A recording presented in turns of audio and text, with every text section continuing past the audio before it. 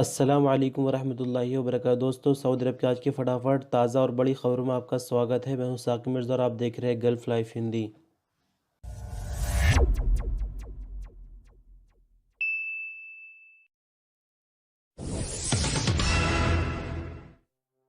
Saudi अरब की ministry of human resources and social development, जिसका पूरा नाम मिनिस्ट्री ऑफ लेबर था, की चेकिंग टीमों ने मार्केट के अंदर ये जांचने के लिए कि सऊदी के फैसले पर अमल हो रहा है या नहीं, जनवरी 2021 के दौरान 60,000 से ज़्यादा छापे मारे हैं। अखबार 24 के मुताबिक मिनिस्ट्री ऑफ ह्यूमन रिसोर्सेज ने इस हवाले से अपने बयान में बताया कि सऊदी के फैसले की पाबंदी का जो रेशियो है वो 96% तक पहुंच गया है। यानी 96% तक जो नियम बनाए गए सऊदी को लेकर मार्केट में उनको फॉलो किया जा रहा है। सबसे ज़्यादा जो पाबंदी की जा रही है वो कसीम रीजन में है, जहां मानकर चलिए कि 99% सऊदी हो चुकी है। सऊदी के फैसले पर अमल 98% नजार रीजन में भी रहा, 97% रियाज रीजन तीसरे नंबर पर रहा। मिनिस्ट्री ऑफ ह्यूमन रिसोर्सेज के इंस्पेक्टर्स की टीमों ने छापा मुहिम के दौरान 17,700 वायलेशन भी रिकॉर्ड किए।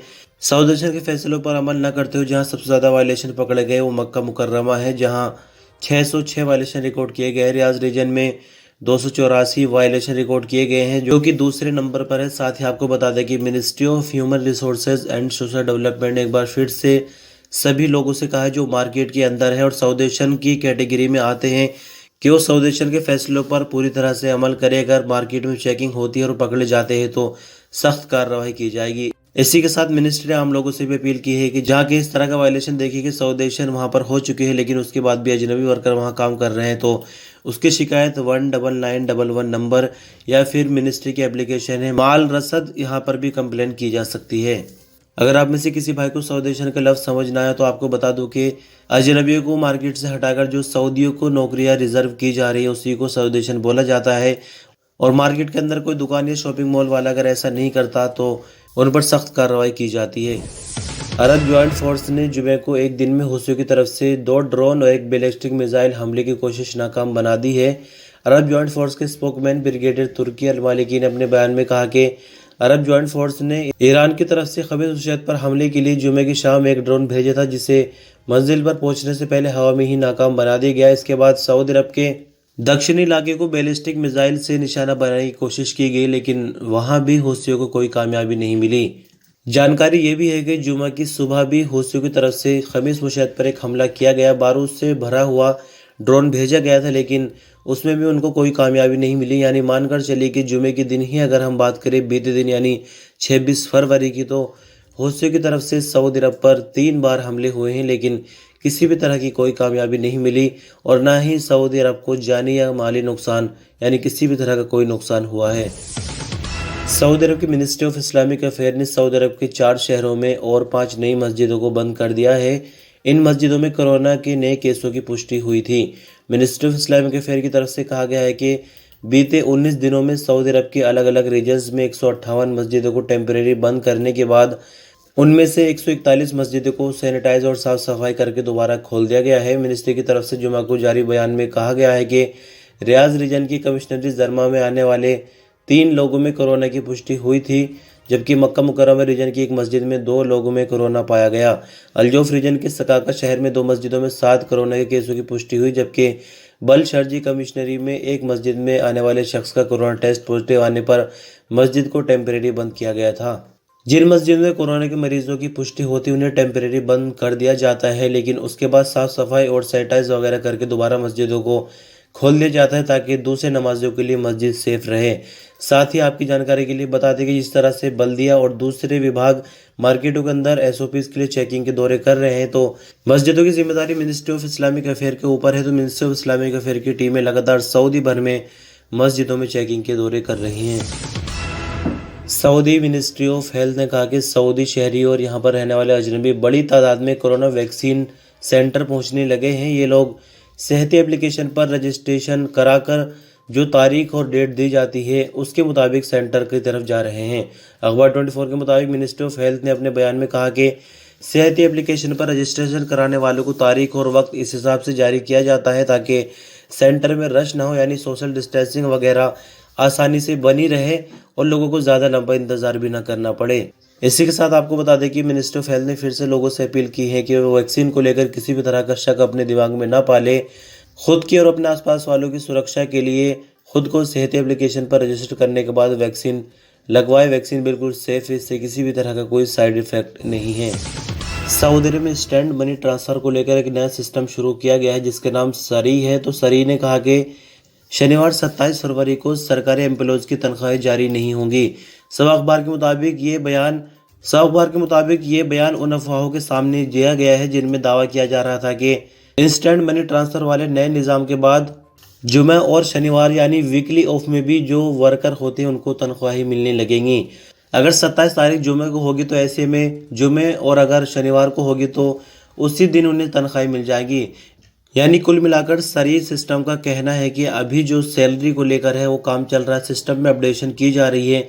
और कुछ दिनों पहले आपने सुना होगा कि जो अजनबी वर्कर होते हैं उनकी तरफ से भी इस तरह का सवाल किया गया था। उस वक्त भी जो इंस्टेंट मनी ट्रांसफ़र सिस्टम है उसने यही बोल दिया था कि अजनबी वर्करों की सैलरी पर भी काम किया जा रहा है। लेकिन बीते दिन की खबर ये निकल कर आई है कि जो सरकारी एम्प्लॉयज़ होते हैं उनको भी ऐसा लगा कि जो सैलरी है वो इंस्टेंट अब अकाउंट में ट्रांसफ़र हो जाया करेगी, यानी छुट्टी का कोई फ़र्क सैलरी पर नहीं पड़ेगा। लेकिन आपको बता दें कि इंस्टेंट मनी ट्रांसफ़र का जो सिस्टम है उसमें अभी अपडेशन की जा रही है, लेकिन आने वाले वक्त में ऐसा हो जाएगा कि सैलरी फिक्स टाइम से मिल जाया करेगी। लेकिन फ़िलहाल तक ऐसा कोई सिस्टम अभी शुरू नहीं किया गया है।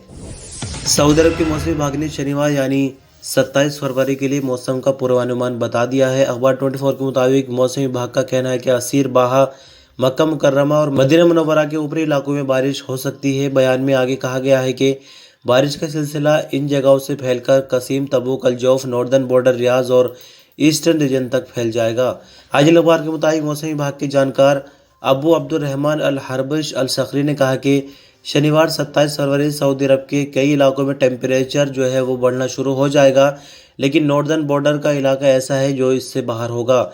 ट्विटर पर दिए गए बयान में कहा गया है कि 27 फरवरी से दिन के वक्त मौसम में गर्मी पैदा हो जाएगी, जबकि रात के वक्त मौसम में हल्की सर्दी रहेगी। आने वाले हफ्तों के दिनों में ज़्यादातर ऐसा ही देखने को मिलेगा, लेकिन सऊदी अरब के नॉर्दर्न बॉर्डर वाले इलाके इससे बाहर होंगे, जहां दिन के वक्त मौसम ठीक रहेगा लेकिन रात में सर्दी होगी।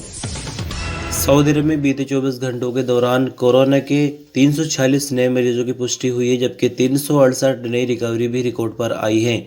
3 मरने वालों की नई तादाद के साथ कुल मरने वालों की संख्या बढ़कर 6483 हो गई है। सऊदी अरब में एक्टिव केसों की संख्या फिलहाल 2549 है, जिसमें से क्रिटिकल केस 477 है जो कि आईसीयू में इलाज के लिए।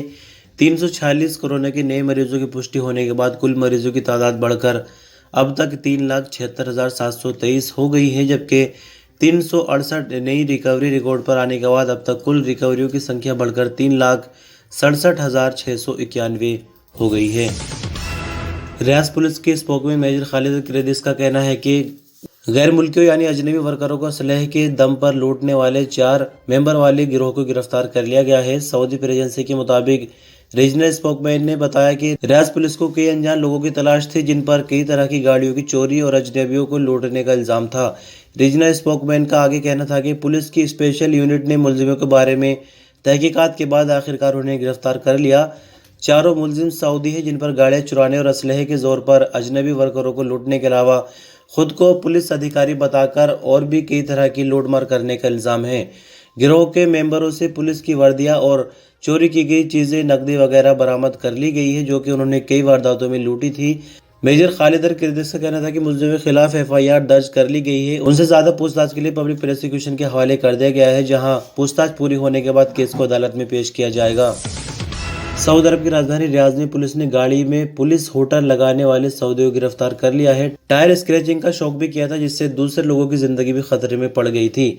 अखबार 24 के मुताबिक रियाज पुलिस ने अपने बयान में बताया कि सऊदी की पहचान करके गिरफ्तार कर लिया गया है। पुलिस ने आगे बताया कि गिरफ्तार किए गए सऊदी की उम्र 30 साल के करीब है।